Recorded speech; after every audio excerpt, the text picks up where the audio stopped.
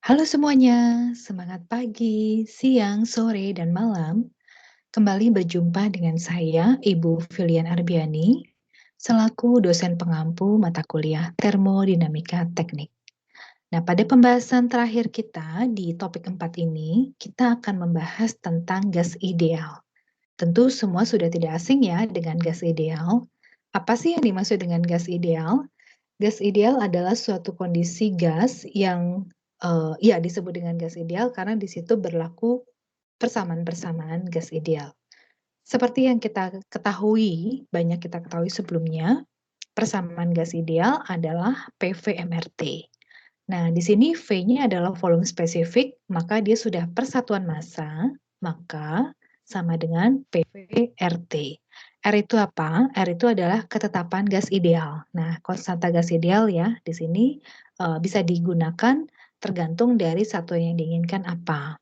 Kalau satuannya kilojoule per kilogram Kelvin, maka besarnya R adalah 0,287 untuk udara.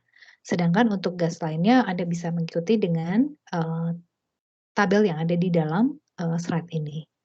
Untuk tetapan gas ideal apabila satuannya berupa kilomol, Anda bisa gunakan sebesar 8,3 kilojoule per kilomol Kelvin. Oke, pertanyaannya sekarang apakah semua gas ideal itu ya? Nah, termasuk juga uap air. Nah, di sini kita perlu mengenal istilah yang disebut dengan compressibility factor. Lambangnya adalah Z.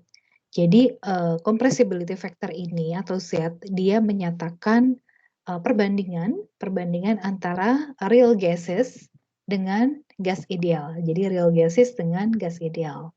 Persamaan dari besarnya Z atau compressibility factor ini perbandingan antara nilai aktual dengan nilai ideal. Nah, logikanya kalau sebuah gas itu berlaku seperti gas ideal, maka nilai Z-nya sama dengan 1, sebanding. Tetapi kalau misalkan lebih besar atau kurang dari 1, maka dia bukan gas ideal ya, tetapi dia real gases yang sifatnya bisa jadi real gases juga bisa berlaku seperti gas ideal asalkan Z-nya itu sama dengan 1. Jadi Z ini adalah perbandingan antara nilai aktual dengan sifatnya yang atau perbandingannya dengan aktual dengan yang ideal. Oleh karena itu, banyak sekali asumsi-asumsi memang ketika kita menghadapi studi kasus, kita asumsikan suatu gas itu memiliki sifat gas ideal sehingga nanti berlaku persamaan-persamaan atau hukum-hukum gas ideal.